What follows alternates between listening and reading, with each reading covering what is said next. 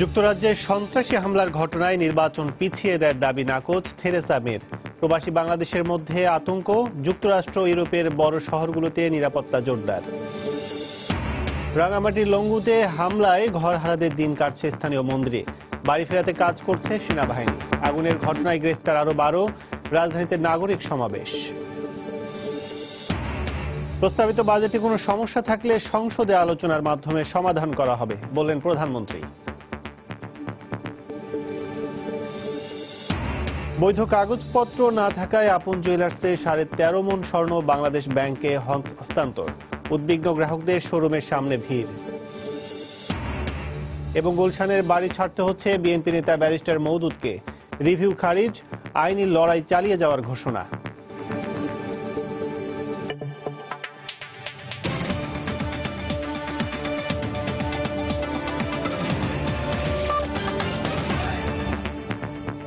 প্রবাসের সময় সঙ্গে আছি আমি কাজল আব্দুল্লাহ। ব্রিটেনের লন্ডন ব্রিজে গাড়ি চাপা ও বড় মার্কেটে ছুরি নিয়ে হামলার দায় স্বীকার করেছে আইএস। শনিবার ওই হামলায় নিহত হন অন্তত 7 জন পথচারী, আহত হয়েছেন আরো অর্ধশত। হামলার পরপরই পুলিশের অভিযানে 3 হামলাকারী নিহত হয়। এ ঘটনার পর রোববার নিরাপত্তা কর্মকর্তাদের সঙ্গে জরুরি বৈঠক শেষে প্রধানমন্ত্রী থেরেসা মে সন্ত্রাসীদের পরাজিত করার পাশাপাশি যথাসময়ে দেশটিতে সাধারণ নির্বাচন অনুষ্ঠানের ঘোষণা দেন। এদিকে শনিবারের হামলার নিন্দা জানিয়েছেন বাংলাদেশ, ভারত, যুক্তরাষ্ট্র, ফ্রান্স, জার্মানি সহ বিশ্বের বিভিন্ন দেশের নেতারা। লন্ডন থেকে আরো জানাচ্ছেন শোয়েব কবির। জাতীয় নির্বাচনের মাত্র 4 দিন আগে আবারও সন্ত্রাসী হামলায় রক্তাক্ত হল যুক্তরাজ্য। এবার হামলার স্থান রাজধানী লন্ডন।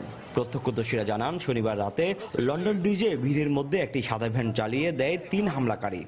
এরপর তারা পাশের একটি শপিং মলে ছুরি নিয়ে হামলা চালায়। আমি তখন লন্ডন ব্রিজে দাঁড়িয়েছিলাম। অনেকে ছুরির আঘাতে চিৎকার করছিল, কয়েকজন রক্তাক্ত অবস্থায় পড়ে আছে। একজন ছুরি নিয়ে আমার উপর হামলার চেষ্টা করলে আমি তাকে চেয়ার ছুঁড়ে মেরে পালিয়ে আসি। দুজন লোক আসার পর আমরা তাদের আসার কারণ জিজ্ঞেস করতেই আমাদের দরজা বন্ধ করে দিয়ে তারা পালিয়ে যায়। হামলার পরপরই চারিদিকে আতঙ্ক ছড়িয়ে পড়ে, দিক বিদিক ছুটতে থাকে পথচারীরা। আশেপাশের এলাকা ঘিরে ফেলে পুলিশ, বন্ধ করে দেওয়া হয় সব ধরনের যান চলাচল। রোডগুলো বন্ধ করে দিয়েছে, তো আমরা এখন যেতে পারছি না। আমি গাড়ি পার্কিং করে রেখেছি, পুলিশ বন্ধ করে দিয়েছে।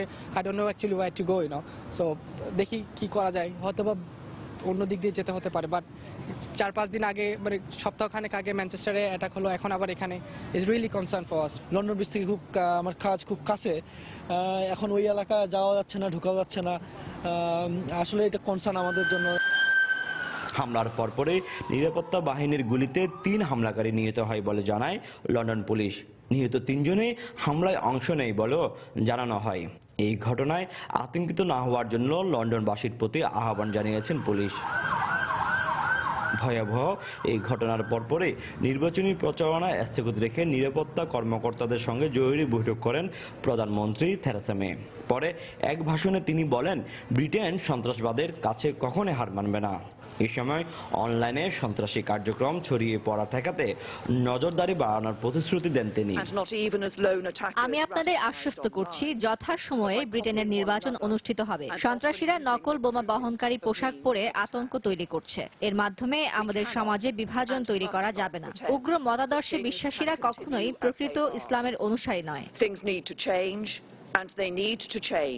হতাহতদের পরিবারের প্রতি গভীর সমবেদনা জানিয়েছেন বিরোধী দল লেবার পার্টির নেতা জেরেমি করবিন। হামলার নিন্দা জানিয়ে বিবৃতি দিয়েছেন লন্ডনের মেয়র সাদিক খান। নির্বাচনে যে সরকারি ক্ষমতায় আসুক না কেন, সেই সরকারকে এই ধরনের সন্ত্রাসী পরিস্থিতি মোকাবেলার পাশাপাশি ব্রিটেনবাসীর আস্থা ফিরিয়ে আনাটাই নতুন ধরনের চ্যালেঞ্জ বলে মনে করছেন অনেকে। লন্ডন ব্রিজ থেকে শোয়েব কবির, সময় সংবাদ। ব্রিটেনে আবারও সন্ত্রাসী হামলার ঘটনায় সেখানকার প্রবাসী বাংলাদেশি কমিউনিটিতে দেখা দিয়েছে চরম উদ্বেগ, উৎকণ্ঠা। নির্বাচনের আগ মুহূর্তে এমন কর্মকাণ্ডে আতঙ্কিত হয়ে পড়েছেন লন্ডন সহ পুরো ব্রিটেনের অধিবাসীরা। লন্ডন থেকে শোয়েব কবিরের আরো একটি রিপোর্ট। ম্যানচেস্টারে ভয়াবহ সন্ত্রাসী হামলা রেশ কাটতে না কাটতে লন্ডনের লন্ডন ব্রিজে ভয়াবহ সন্ত্রাসী হামলা হলো শনিবার রাতের বেলায়। এই ঘটনার পরপরই পুরো লন্ডনবাসী সহ ব্রিটেনে নতুন করে উদ্বেগ, উৎকণ্ঠা দেখা দিয়েছেন। লন্ডনবাসী রয়েছেন আতঙ্কে। আর এই লন্ডন ব্রিজ এলাকা থেকে বাংলাদেশি অধ্যুষিত টাওয়ার হ্যামলেটস এলাকা মাত্র 2 কিলোমিটার দূরে হওয়ায় বাংলাদেশি কমিউনিটি এখন বেশ উদ্বেগ উৎকণ্ঠার মধ্যে দিন কাটাচ্ছেন। বাঙালি কমিউনিটিকে আতঙ্কের মধ্যে আছে। এটা অপ্রীতিকর ঘটনা, মুসলমানের জন্য একটা দুঃখজনক একটা ব্যাপার। আমরা এটার কন্ডেম জানাই। শুধু বাংলাদেশি কমিউনিটি না, আমরা যারা অন্যান্য যত দেশের মানুষ আমরা এই দেশে বসবাস করি, এটা সবার জন্য দুঃখজনক এবং এটা খুবই ভয়ঙ্কর একটা ঘটনা। তাদেরকে সেটা শক্ত হাতে দমন করতে হবে, নাইলে আমাদের যে প্রজন্ম আছে বাংলাদেশি বা আমরা যারা এখানে ব্রিটিশ যারা আছে সবার জন্য এটা খুবই একটা কষ্টের বা খুবই একটা আতঙ্কের হবে। এইভাবে যদি এগুলা হয় তাহলে তো আগামীতে যে মানুষ নিরাপদে ফ্যামিলি নিয়ে চলাফেরা করতে খুবই অসম্ভব হয়ে যাবে। মাত্র 10 সপ্তাহের ব্যবধানে ব্রিটেনে পরপর 3টি ভয়াবহ সন্ত্রাসী হামলায় ব্রিটেনের নিরাপত্তা ব্যবস্থা নিয়ে প্রশ্নবিদ্ধ হয়ে দাঁড়িয়েছে। ওয়েস্টমিনস্টারে ব্রিটিশ পার্লামেন্টের সামনে যে ঘটনা ঘটেছে সেই ঘটনার সাথে শনিবারের এই ঘটনার অনেকটাই মিল রয়েছে। তবে 2 হামলার সাথে এখনো কোনো প্রকার যোগসূত্র পাওয়া যায়নি। শোয়েব কবির, সময় সংবাদ, লন্ডন। লন্ডনের সন্ত্রাসী হামলার ঘটনায় নিন্দা জানিয়েছেন প্রধানমন্ত্রী শেখ হাসিনা। রোববার বিকেলে যুক্তরাজ্যের প্রধানমন্ত্রী থেরেসা মেকে পাঠানো এক চিঠিতে তিনি এই নিন্দা জানান। চিঠিতে শেখ হাসিনা বর্বরতমে হামলার ঘটনায় গভীর শোক প্রকাশ করে বলেন, এ ধরনের হামলা কাপুরুষোচিত। এ সময় যুক্তরাজ্যের জনগণের সঙ্গে সংহতি জানান প্রধানমন্ত্রী। একই সময় তিনি বলেন, ঘটনার শিকার পরিবারগুলোর প্রতি বাংলাদেশের সরকার এবং জনগণ গভীর সমবেদনা জানায়। এদিকে লন্ডনে আবারও হামলার পর যুক্তরাষ্ট্রের নিউ ইয়র্ক, ওয়াশিংটন ডিসি এবং ইউরোপের বড় শহরগুলোতে নিরাপত্তা জোরদার করা হয়েছে। শনিবার রাতে লন্ডনে হামলার পরপরই নিউ ইয়র্কে অতিরিক্ত পুলিশ মোতায়েন করা হয়। টাইমস স্কয়ার ও আশপাশ সহ বড় বিপণী বিতানগুলোতে নিরাপত্তা জোরদারের কথা জানায় নিউ ইয়র্ক পুলিশ। সন্ত্রাসী হামলা ঠেকাতে পুলিশের বিশেষ ইউনিট টহল জোরদার করেছে। ফ্রান্সের প্যারিস ও বেলজিয়ামের ব্রাসেলসেও সতর্ক অবস্থানে রয়েছে নিরাপত্তা বাহিনী। এছাড়া জার্মানির বড় শহরগুলোতে নিরাপত্তা জোরদারের খবর পাওয়া গেছে।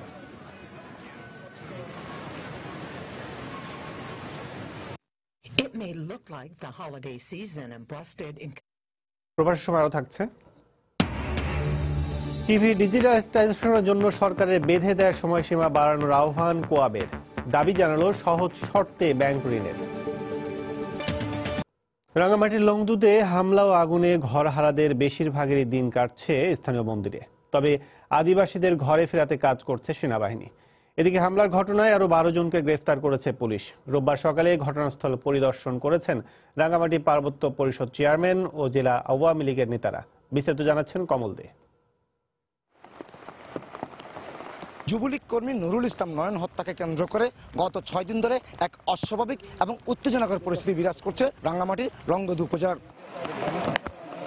দুর্বৃত্তদের দেওয়া আগুন থেকে রক্ষার জন্য যেসব পাহাড়ি জঙ্গলে পালিয়ে গেছিল তারা যেমন ফিরে আসেনি, তেমনি স্বাভাবিক হতে পারছে না বাঙালিরাও। এই অবস্থায় ক্ষতিগ্রস্ত এলাকা পরিদর্শনে এসে দীপঙ্কর তালুকদার জানিয়েছেন, যতক্ষণ না পর্যন্ত অস্ত্রধারীদের গ্রেপ্তার এবং হত্যাকারীদের গ্রেপ্তার করা হবে না ততক্ষণ পর্যন্ত এই ধরনের হত্যাকাণ্ড চলতে থাকবে। ভবিষ্যতে যেন এরকম করে নিয়ে কেউ যেন প্রাণ না হারান, তার জন্য প্রথম চেষ্টা হওয়া উচিত অবৈধ অস্ত্র উদ্ধার করা এবং অবৈধ অস্ত্রধারীদেরকে চিহ্নিত করে আইনানুগ ব্যবস্থা নেওয়া। বাড়িঘর অগ্নিসংযোগ করে জ্বালিয়ে দেওয়া, তারাও গর্হিত অপরাধ করেছে, তাদের বিরুদ্ধেও আইনানুগ ব্যবস্থা নেওয়ার কথা আমরা দাবি করছি। এদিকে দুর্বৃত্তদের দেওয়া আগুন থেকে রক্ষার জন্য যেসব পাহাড়ি জঙ্গলে পালিয়ে গেছিল তাদের জন্য খাবারের ব্যবস্থা করেছে সেনাবাহিনী। 2টি পয়েন্টে আজ থেকে তাদের খাবার দেওয়া হচ্ছে বলে জানিয়েছেন এখানকার জোন কমান্ডার। একই সাথে রাঙ্গামাটি জেলা প্রশাসন ক্ষতিগ্রস্তদের জন্য 30 মেট্রিক টন চাল ত্রাণ সহায়তা দিয়েছে। নিরাপত্তা যে পরিস্থিতিটা বর্তমানে সেটাকে আমরা সম্পূর্ণ নিয়ন্ত্রণে রাখার চেষ্টা করছি। আর যে সমস্ত লোকজন ভয়তে চলে গেছেন অন্যান্য কারণে তাদেরকে ফিরিয়ে আনার জন্য যে সমস্ত ব্যবস্থা, এটাও আমরা সিভিল প্রশাসনের সাথে সমন্বয় করে করার চেষ্টা করছি। 15 বছর না হওয়া পর্যন্ত তাদের যাতে ওই যে তাদের রেশন বা অন্যান্য ইয়ারগুলো অব্যাহত থাকে সেই ব্যবস্থা যাতে হয়, এটা আমি করব। তবে এই দুর্বৃত্তদের কবল থেকে পালিয়ে যাওয়ারা এখন চরম মানবেতর জীবনযাপন করছে তীব্র বৃষ্টির মধ্যে। খোলা আকাশের নিচে এবং বিভিন্ন মন্দির ও জঙ্গলে আশ্রয় নিয়ে এখনো পালিয়ে রয়েছে তারা। নিরাপত্তা নিশ্চিত না হয় এখনো এলাকায় ফিরতে পারছে না। রাঙ্গামাটির লংগদু থেকে কমল দে, সময় সংবাদ। রাঙ্গামাটির লংদুতে আদিবাসীদের গ্রামে হামলা ও অগ্নিসংযোগের ঘটনায় জড়িতদের গ্রেফতার ও কঠোর শাস্তির দাবি জানিয়েছে নাগরিক সমাজ। রোববার সকালে রাজধানীতে এক নাগরিক সমাবেশে এ দাবি জানানো হয়। আদিবাসীদের মানবাধিকার নিশ্চিতের দাবি জানান তারা।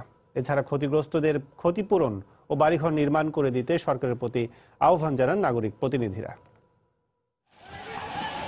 পহেলা জুন লংগদু উপজেলার ইউনিয়ন পর্যায়ের এক যুবলীগ কর্মীর লাশ পাওয়া যায়। পরের দিন শুক্রবার তার লাশ নিয়ে মিছিল করে লংগদু উপজেলা সদরের 4টি গ্রামে অন্তত 250 আদিবাসীর ঘরবাড়ি পুড়িয়ে দেওয়া হয়। এ ঘটনার ধারাবাহিক প্রতিবাদের অংশ হিসেবে রোববার সকালে রাজধানীর শাহবাগে জাতীয় জাদুঘরের সামনে এক নাগরিক প্রতিবাদ সমাবেশে যোগ দেন সমাজের বিভিন্ন স্তরের মানুষ। ছিলেন পার্বত্য 3 জেলার আদিবাসীরাও। এ ঘটনাকে পাহাড়িদের উপর বহুদিনের ধারাবাহিক নির্যাতন ও অত্যাচারের অংশ বলে মনে করেন বক্তারা। আজকে যদি একজন আদিবাসী ভাই মারা যেত বা বোন, আমরা তো সেটা প্রায়শই দেখছি গণমাধ্যমের কৃপায়, কিন্তু আমরা কি দেখি যে তারা যে বাঙালিদের গ্রাম পুড়িয়ে দিয়েছে? আমরা তো সেটা দেখি না। বিভিন্ন সময়ে পাহাড়ে সমতলে যেখানেই আদিবাসীদের উপরে হামলা হয় তার পেছনে একটা বড় কারণ থাকে, তাদেরকে ভূমি থেকে উচ্ছেদ। স্থানীয় প্রশাসনের উদাসীনতাকে দায়ী করে মদতদাতাদের বিরুদ্ধে ব্যবস্থা নিতে সরকারের প্রতি আহ্বান জানান তারা। রাষ্ট্রীয় মদদে, প্রশাসনের সহযোগিতায়, পুলিশের উপস্থিতিতে মানুষের বাড়িঘরে আগুন জ্বালিয়ে দিয়ে বাড়িঘর ছাড়খাড় করিয়ে দিয়ে এটা মানবাধিকার লঙ্ঘন করা হয়েছে। আজকে সরকারি দলের ব্যানারে, সরকারি অনুষ্ঠানের ব্যানারে আজকে তারা এই সুযোগটা নিচ্ছে। এই সুযোগটা কারা দিচ্ছে এটা আজকে বের করে এখানে বিচার বিভাগীয় তদন্ত কমিটি হওয়া উচিত। সমাবেশ শেষে একটি বিক্ষোভ মিছিল শাহবাগ এলাকা প্রদক্ষিণ করে।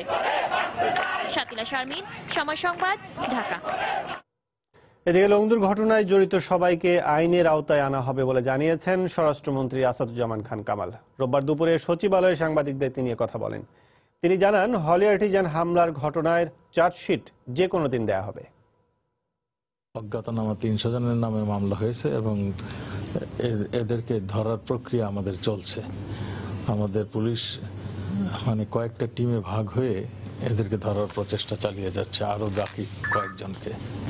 তা আমরা আশা করি এই যে কয়জন এর সঙ্গে সম্পৃক্ত ছিল সবাইকে আমরা ধরতে পারবো।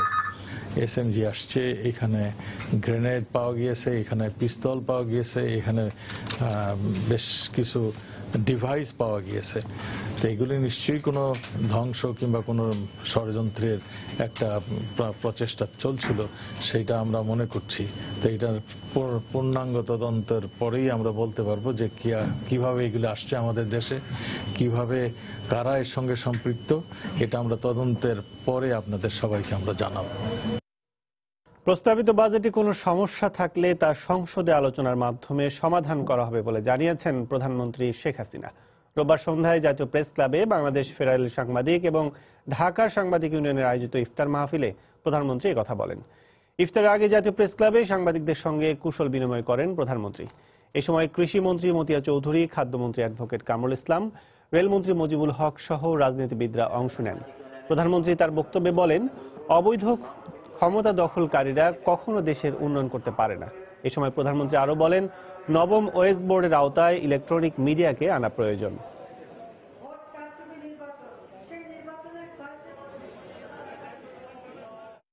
বাংলাদেশ এগিয়ে যাচ্ছে অর্থনৈতিকভাবে।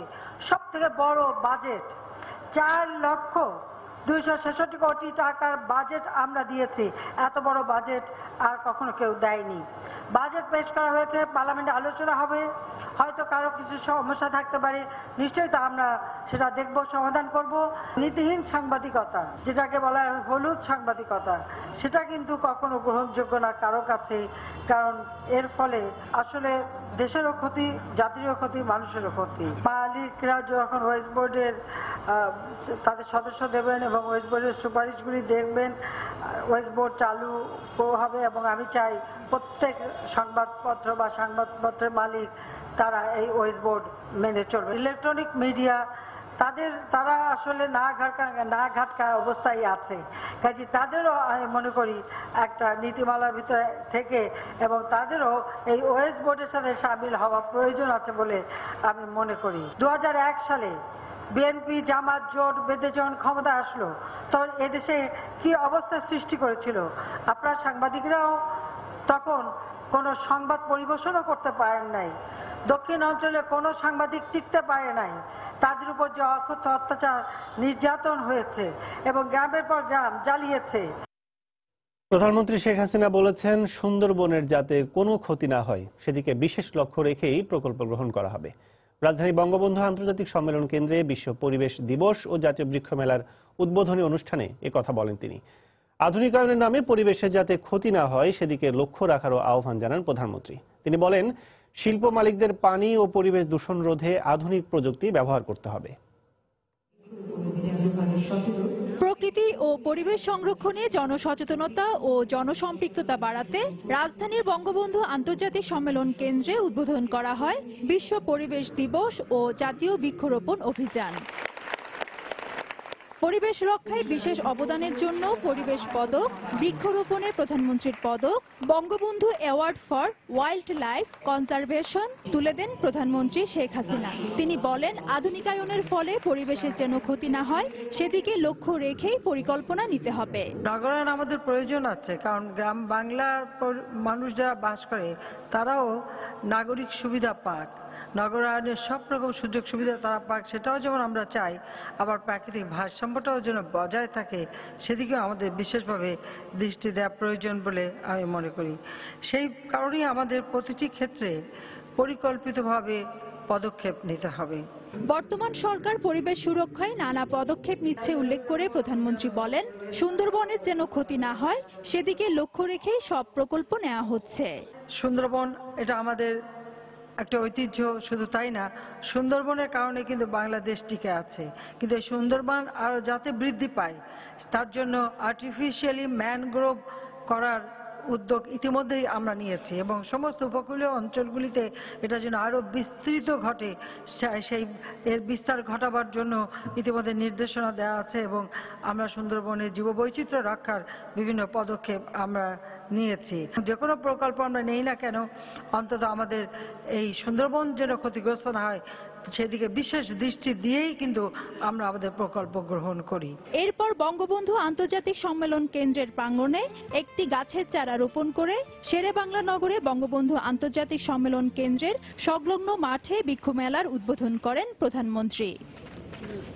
ফেরদৌস লিপি, সময় সংবাদ, ঢাকা। পেশাজীবী ও বিশিষ্ট নাগরিকদের সঙ্গে ইফতার করেছেন বিএনপি চেয়ারপারসন বেগম খালেদা জিয়া।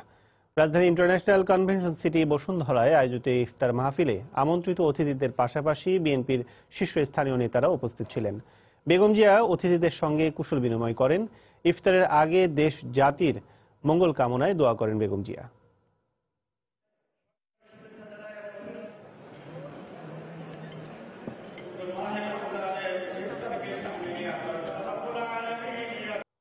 দুর্যোগ কবলিত এলাকায় না গিয়ে ঢাকায় বসে সংবাদ সম্মেলন করে মিথ্যাচার করছে বিএনপি, এমন অভিযোগ করেছেন আওয়ামী লীগের সাধারণ সম্পাদক ওবায়দুল কাদের। রোববার দুপুরে রাজধানীর মণিপুর উচ্চ বিদ্যালয়ে কৃতি শিক্ষার্থীদের সংবর্ধনা অনুষ্ঠানে এ অভিযোগ করেন তিনি। আমি বেগম জিয়াকে বলবো, আপনি বলেছেন এক ফোঁটা ত্রাণও পায়নি, আপনার দল কেন ওই উপদ্রুত মানুষের পাশে দাঁড়ায়নি আর ঢাকায় বসে প্রেস ব্রিফিং করে মিথ্যাচার করছে? যে রাজনৈতিক দলগুলো হাওর নিয়ে কথা বলবেন, ঢাকায় বসে মানুষের পাশে যাবেন না, এই রাজনীতির কোনো প্রয়োজন নেই। আন্দোলনের মাধ্যমে সহায়ক সরকারের অধীনে গ্রহণযোগ্য নির্বাচনের জন্য সরকারকে বাধ্য করা হবে বলে মন্তব্য করেছেন বিএনপি সচিব মির্জা ফখরুল ইসলাম আলমগীর। প্রয়াত রাষ্ট্রপতি জিয়াউর রহমানের মৃত্যুবার্ষিকী উপলক্ষে রাজধানীতে এক আলোচনা সভায় এই কথা বলেন তিনি। সরকার লুটপাটের মাধ্যমে দেশের অর্থনীতি ধ্বংস করছে বলেও মন্তব্য করেন বিএনপি মহাসচিব। যদি মনে করে থাকেন যে তারা নির্বাচন করবেন আমাদেরকে ওই কারাগারে পাঠিয়ে আর আদালতের প্রাঙ্গণে হাঁটিয়ে, তাহলে আপনারা আহাম্মকের স্বর্গে বাস করছেন। সে নির্বাচনের বিষয় 2014-5 যেটা হয়েছে সেটা এবার হবে না। আন্দোলনের মধ্য দিয়ে আমরা এই সরকারকে বাধ্য করব একটি সুষ্ঠু, অবাধ, নিরপেক্ষ নির্বাচন দেওয়ার জন্য। একটি সহায়ক সরকারের অধীনে নিরপেক্ষ নির্বাচন কমিশনের মাধ্যমে নির্বাচন পরিচালিত হবে। গুলশানের বাড়িটি ছাড়তেই হচ্ছে বিএনপি নেতা ব্যারিস্টার মওদুদ আহমদকে।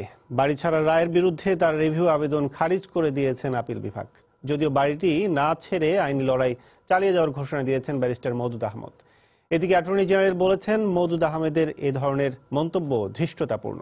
গুলশান 2 নম্বরে 1 বিঘা 13 কাঠা জমির ওপর নির্মিত বাড়িতে 4 দশক ধরে বসবাস করে আসছেন মওদুদ আহমদ।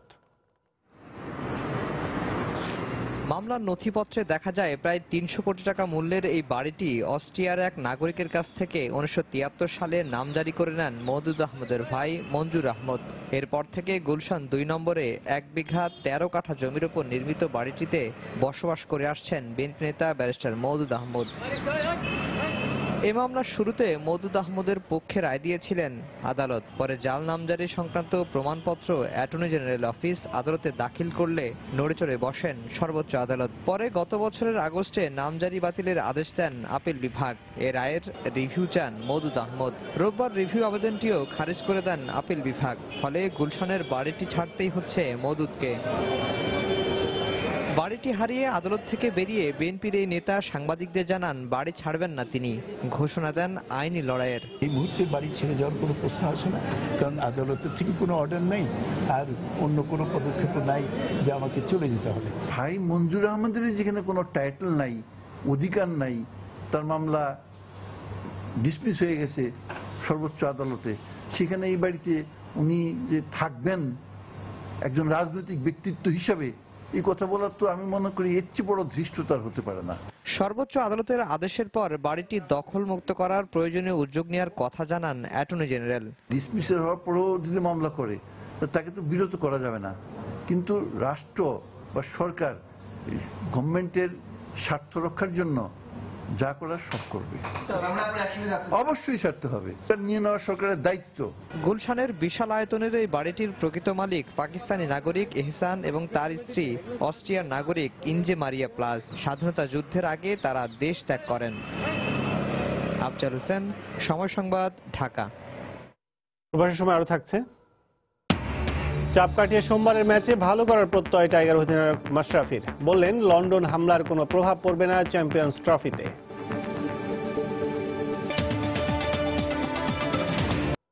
বৈধ কাগজপত্র দেখাতে না পারায় আপন জুয়েলার্সের 5টি শোরুম থেকে 13.5 মণ স্বর্ণ আনুষ্ঠানিকভাবে জব্দের মাধ্যমে বাংলাদেশ ব্যাংকে হস্তান্তর করা হয়েছে। জব্দকৃত স্বর্ণ ও ডায়মন্ড শুল্ক আইন অনুযায়ী নিষ্পত্তি করা হবে বলে জানিয়েছে শুল্ক গোয়েন্দারা। এ সময় শোরুমের সামনে ভিড় করতে দেখা যায় উদ্বিগ্ন গ্রাহকদের।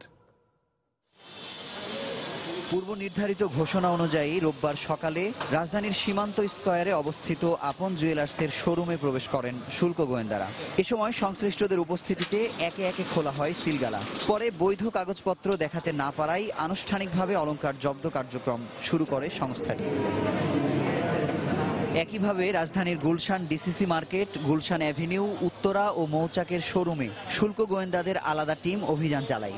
7 ঘন্টার আনুষ্ঠানিক জব্দ প্রক্রিয়া শেষে 5টি শোরুমের স্বর্ণ ঢাকা কাস্টমস হাউসের শুল্ক গুদামের মাধ্যমে বাংলাদেশ ব্যাংকে দেয়া হয়েছে বলে নিশ্চিত করেন শুল্ক গোয়েন্দা কর্তৃপক্ষ। জব্দকৃত স্বর্ণালংকারের বাজার মূল্য প্রায় 250 কোটি টাকা। যেগুলো ডিসপিউটেড, যেগুলো নিয়ে কোনো সমস্যা আছে, সেগুলোকে আমরা একটা তালিকায় আটক করছি এবং বাংলাদেশ ব্যাংকে জমা দেব, এবং একই পদ্ধতিতে আমরা সাময়িক আটক করছি যে স্বর্ণগুলোর ব্যাপারে অর্ডার এবং বুকিং আছে, এবং সেগুলোরও আমরা মালিক পক্ষের কাছে তালিকায় চাইব। সেগুলো ভেরিফাই করার পরে যদি ফেরতযোগ্য হয় তাহলে আমরা সেটা আইনানুগভাবে পরবর্তীতে সেটার ব্যাপারে নিষ্পত্তি করব। এদিকে মেরামত করতে দিয়ে এখনো অলংকার পাননি এমন গ্রাহকদেরও উপস্থিতি ছিল কয়েকটি শোরুমে। এ সময় তারা নিজেদের বৈধ স্বর্ণালংকার ফেরত পাওয়ার দাবি জানান। আমার একটা জিনিস বিক্রি করা হয়েছিল 5.5 ভরির, তো ওইখান থেকে আমাকে 1 লাখ টাকা দেওয়া হয়েছে আর 1 লাখ টাকা দেওয়ার ডেট দেওয়া হয়েছে। তো এটা যখনই প্রবলেম হয়, আসার পরে আমি প্রতি সপ্তাহে আসতেছি, আসার পরে বলতেছি আপনাদেরকে সামনে জানানো হবে, এভাবেই শুধু ঘুরতেছি, টেনশন করতে শেষ। কারণ আমরা একটা নিশ্চয়তার কিছুই পাচ্ছি না পাচ্ছি গভর্নমেন্ট থেকে, না পাচ্ছি আপন জুয়েলার্স থেকে। এর আগে গত 14 ও 15 মে শুল্ক গোয়েন্দারা আপন জুয়েলার্সের 5টি শোরুমে অভিযান চালিয়ে প্রায় 13.5 মণ স্বর্ণ ও 427 গ্রাম ডায়মন্ড সাময়িকভাবে জব্দ করে। এরপর আপন জুয়েলার্সের মালিক দিলদার আহমেদ ও তার 2 ভাইকে আত্মপক্ষ সমর্থনে শুল্ক গোয়েন্দাদের পক্ষ থেকে 3 দফায় শুনানির সুযোগ দেয়া হলেও কোনো প্রকার বৈধ কাগজ দেখাতে পারেননি তারা। মুজাহিদ শুভ, সময় সংবাদ, ঢাকা। রাজধানীতে জমে উঠতে শুরু করেছে ঈদের কেনাকাটা। বিপণী বিতানগুলোতে আনাগোনা বাড়ছে ক্রেতাদের। ক্রেতারা বলছেন ভিড় বাড়ার আগেই একটু স্বাচ্ছন্দ্যে কেনাকাটার জন্যই তারা শপিং মলে আসছেন। মান নিয়ে তারা সন্তুষ্ট থাকলেও দাম নিয়ে রয়েছে মিশ্র প্রতিক্রিয়া। ক্রেতাদের অভিযোগ, অন্য বছরের চেয়ে এবছর দাম অনেক বেশি। এছাড়া এখনো ঈদের নতুন কালেকশন পাওয়া যাচ্ছে না বলেও অভিযোগ করেন তারা। তবে বিক্রেতারা জানালেন আগামী সপ্তাহের মধ্যে ঈদের বাকি কালেকশন চলে আসবে।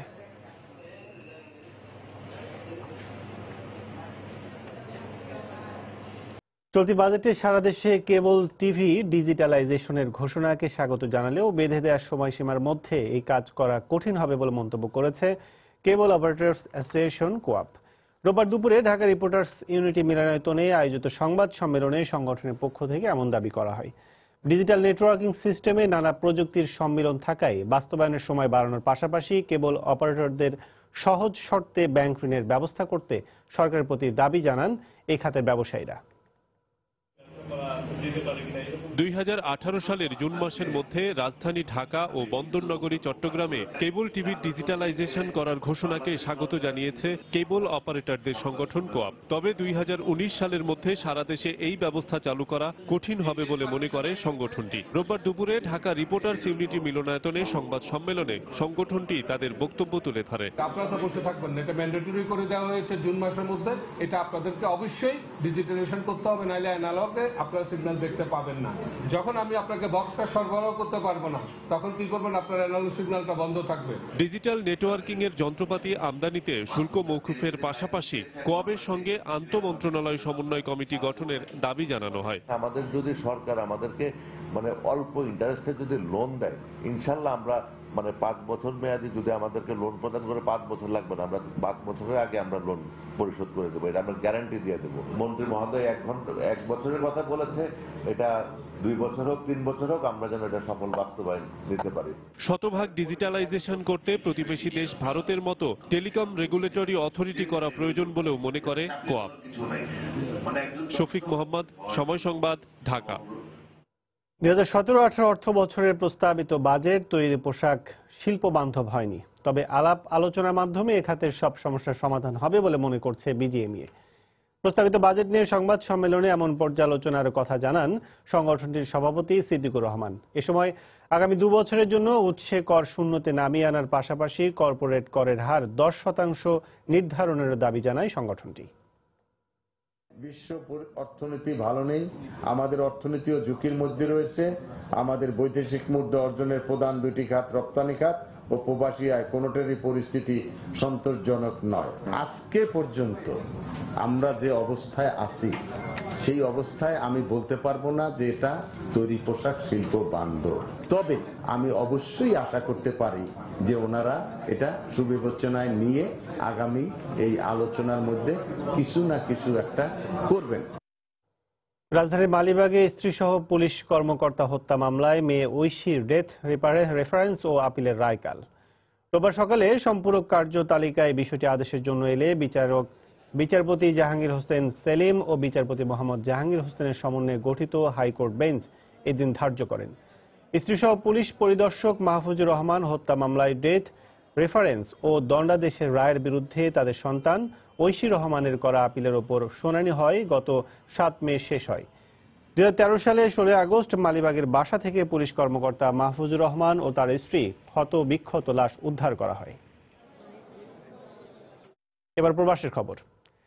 ফ্রান্সে বসবাসরত বাংলাদেশি কমিউনিটিতে শান্তিপ্রিয় উল্লেখ করে তাদের ভূয়সী প্রশংসা করেন প্যারিসের ওভারভিলা ম্যারির সহকারী মেয়র সফিনি কার্মি। শনিবার প্যারিসের বাংলাদেশি জামে মসজিদে শাহজালাল ওলামা পরিষদের উদ্যোগে আয়োজিত ইফতার মাহফিলে প্রধান অতিথির বক্তব্যে তিনি এ মন্তব্য করেন। তিনি বলেন, ইসলাম শান্তির ধর্ম, ইসলামের শান্তির বাণী সবার কাছে পৌঁছে দেওয়ার আহ্বান জানান তিনি।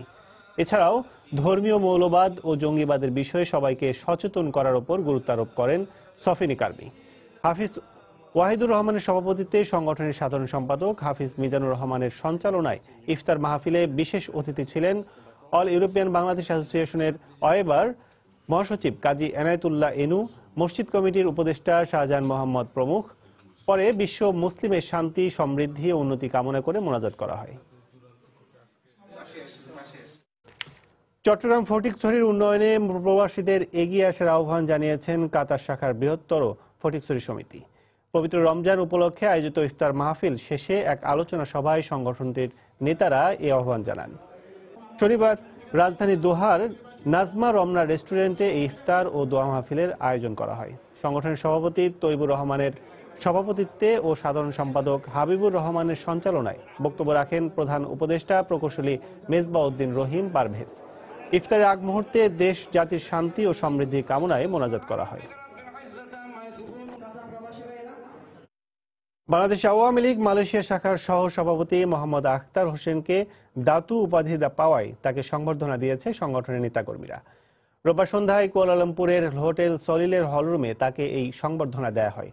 প্রস্তাবিত কমিটির সহসভাপতি এম মামুনুর রশিদের পরিচালনায় অনুষ্ঠানে বক্তব্য রাখেন প্রস্তাবিত কমিটির সাধারণ সম্পাদক কামরুজ্জামান কামাল, সাংগঠনিক সম্পাদক মনিরুজ্জামান মনির সহ আওয়ামী লীগের সহযোগী ও অঙ্গ সংগঠনের নেতারা। সংবর্ধনা পেয়ে দাতু মোহাম্মদ আখতার হোসেন পাহাংয়ের সুলতানের প্রতি কৃতজ্ঞতা জানান। পাশাপাশি দেশের নাম উজ্জ্বল করতে কল্যাণমূলক কাজে এগিয়ে আসতে প্রবাসীদের প্রতি আহ্বান জানান। রাজধানীর পল্টন এলাকা থেকে অজ্ঞান পার্টির 11 সদস্যকে আটক করেছে ঢাকা মহানগর গোয়েন্দা পুলিশ। এছাড়া আলাদা আরো 2টি অভিযানে গুলশান থেকে প্রতারক চক্রের 2 সদস্য এবং বিভিন্ন জায়গা থেকে 3 ভুয়া ডিবি সদস্যকে গ্রেফতার করা হয়েছে। গোয়েন্দা কর্মকর্তারা জানান, ঈদকে সামনে রেখে রাজধানীতে সক্রিয় হয়েছে অজ্ঞান পার্টির সদস্যরা। এমন তথ্যের ভিত্তিতে বাড়ানো হয় গোয়েন্দা নজরদারি। সেই ধারাবাহিকতায় গ্রেফতার করা হয় এই চক্রটিকে। গ্রেফতারকৃতরা রাজধানীর বিভিন্ন বাস, লঞ্চ এবং রেল স্টেশনে সাধারণ যাত্রীদের কৌশলে অজ্ঞান করে সর্বস্ব লুটে নিত। এছাড়া ভুয়া ডিবি ও প্রতারক চক্রের সদস্যরা পুলিশ পরিচয়ে ছিনতাই, চাঁদাবাজি করত। এমনকি পুলিশ ক্লিয়ারেন্স সার্টিফিকেট জাল করার সঙ্গেও জড়িত ছিল তারা।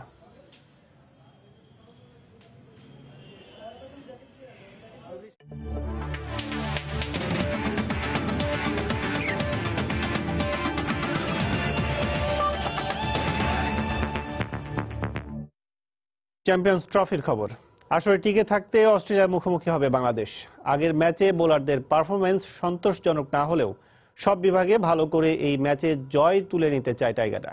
অন্যদিকে প্রথম ম্যাচ পরিত্যক্ত হওয়ায় কিছুটা ব্যাকফুটে থাকা অস্ট্রেলিয়া বাংলাদেশকে সমীহ করলেও জয় ভিন্ন কিছুই ভাবছে না। ক্যানিংটন ওভালে ম্যাচটি শুরু হবে সোমবার বাংলাদেশ সময় সন্ধ্যা 6:30টায়। ইংল্যান্ড থেকে সুমন সরকারের ক্যামেরায় সাজিদ মোস্তাহিদের রিপোর্ট। অস্ট্রেলিয়ার বিপক্ষে বাংলাদেশের একমাত্র জয়টা এসেছে এই যুক্তরাজ্যেই। তবে সেই সুখস্মৃতিও প্রায় 1 যুগ আগের। মরচে পড়া সেই স্মৃতির একমাত্র সাক্ষী কেবল মাশরাফি। আবারও সামনে অস্ট্রেলিয়া, এবার চ্যাম্পিয়ন্স ট্রফির ডু অর ডাই ম্যাচ। হারলেই নিশ্চিত হবে টাইগারদের বিদায়। প্রথম ম্যাচে 8 ব্যাটসম্যান খেলানো ও 1 বলার কম নিয়ে মাঠে নামার কাটাছেঁড়া শেষ হয়নি এখনো। অস্ট্রেলিয়ার বিপক্ষে কেমন হবে একাদশ তা নিয়েও জল্পনা কল্পনার অন্ত নেই। মিরাজের দলে আসাটা একরকম নিশ্চিত, জায়গা হারাতে পারেন ইমরুল কায়েস। তবে দল যেমনই হোক, অধিনায়ক মনে করিয়ে দিলেন জয়ের জন্য দরকার দলগত পারফরমেন্স। আমাদের জেতার লক্ষ্য নিয়ে মাঠে নামতে হবে। কঠিন এটা সবাই আমরা জানি, কিন্তু অবভিয়াসলি ফোকাস তো থাকতে হবে জয়ের জন্য খেলা, এবং আমরা সেভাবেই প্ল্যান করেছি ওদেরকে নিয়ে। আমরা সমস্ত অ্যানালাইসিস যেটা করেছি অবশ্যই জয়ের জন্য। এখন অস্ট্রেলিয়ার বিপক্ষে জয়টা এখনো বাংলাদেশের জন্য আকাশকুসুম ভাবনার মতোই। 19 বারের দেখায় 1 জয় সেই কথাই বলে। যেহেতু 8 ব্যাটসম্যান নিয়ে আমরা 300 করতে পেরেছি, সো 7 ব্যাটসম্যান নিয়ে কেন না, এটাও একটা প্রশ্ন। আবার 5টা বোলার না থাকলে কি ধরনের সমস্যা হতে পারে, এটা নিয়েও চিন্তা করতে হবে। সো সবকিছু মাথায় আছে, তবে আশা করি আমরা রাইট ব্যালেন্স নিয়ে ইনশাল্লাহ খেলতে পারবো। এদিকে বৃষ্টির কল্যাণে নিউজিল্যান্ডের বিপক্ষে ম্যাচে হার এড়িয়েছে অস্ট্রেলিয়া। সেমিফাইনালে খেলতে এই ম্যাচে তাদের সামনে জয়ের বিকল্প নেই। প্রতিপক্ষ হিসেবে বাংলাদেশকে সমীহ করলেও জয়ের লক্ষ্য তাদেরও। তামিম মুশফিকের মতো সিনিয়র ক্রিকেটাররা ফর্মে আছে। তাদের বেশ কিছু বিপজ্জনক ব্যাটসম্যান আছে যারা ম্যাচ ঘুরিয়ে দিতে পারে। সেখানে আমরা গত ম্যাচে ভালো করতে পারিনি। আশা করছি এই ম্যাচে ঘুরে দাঁড়াতে পারবো। বাংলাদেশ অস্ট্রেলিয়া ম্যাচেও রান উৎসব হবার আভাস পাওয়া যাচ্ছে, তবে বাগড়া বাঁধতে পারে বৃষ্টি। খাদের কিনারে থাকা বাংলাদেশকে স্বস্তি এনে দিতে পারে অস্ট্রেলিয়ার বিপক্ষে একটি জয়। যে জয় শুধু আত্মবিশ্বাসী ফিরিয়ে দেবে না, চ্যাম্পিয়ন্স ট্রফি মিশনেও টিকে থাকবে বাংলাদেশ। তবে অজিদের দুর্দান্ত পেস অ্যাটাকের বিপক্ষে কাজটা যে সহজ হবে না তা বলাই যায়। কার্ডিফের পর ওভালেও আরও একটি বিজয় গাথা রচনার জন্য টাইগারদের খেলতে হবে টিম বাংলাদেশ হয়ে। ওভাল থেকে সাজিদ মুস্তাহিদ, সময় সংবাদ, লন্ডন, ইংল্যান্ড। এদিকে লন্ডনের সন্ত্রাসী হামলার পরও নিরাপত্তা নিয়ে শঙ্কিত নন বাংলাদেশ দলের অধিনায়ক মাশরাফি। আস্থা রাখছেন আইসিসির নিরাপত্তা ব্যবস্থার ওপর। হতাহতদের প্রতি সমবেদনা জানিয়ে একই কথা বলেছেন অস্ট্রেলিয়ার অধিনায়ক স্টিভেন স্মিথও। তবে এমন ঘটনার পরও চ্যাম্পিয়ন্স ট্রফির নিরাপত্তা ব্যবস্থা অপরিবর্তিত আছে, যদিও সংশ্লিষ্টরা মনে করছেন ক্রিকেটের বৃহত্তর স্বার্থে নিরাপত্তা ব্যবস্থা বাড়ানো উচিত। লন্ডন থেকে সুমন সরকার ক্যামেরায়, সাজিদ মুস্তাহিদের আরেকটি রিপোর্ট। গেল কবছরে বিশ্বব্যাপী এক বিভীষিকার নাম সন্ত্রাসী হামলা। এশিয়া, ইউরোপ, আমেরিকা সহ বিশ্বের অনেক দেশে আক্রান্ত হচ্ছে সন্ত্রাসী হামলার। তবে সাম্প্রতিক সময়ে ভয়াবহ দুটি হামলার শিকার হয় ইংল্যান্ড। গেল মাসে যার একটি হয় ম্যানচেস্টারে, আর শনিবার রাতে বিশ্বের অন্যতম ব্যস্ত নগরী লন্ডনে আবারও সন্ত্রাসীরা হামলা করে। চলমান আইসিসি চ্যাম্পিয়ন্স ট্রফির 3 ভেন্যুর একটি এই লন্ডন। স্বভাবতই এই হামলার পর দেখা দিয়েছে উদ্বেগ।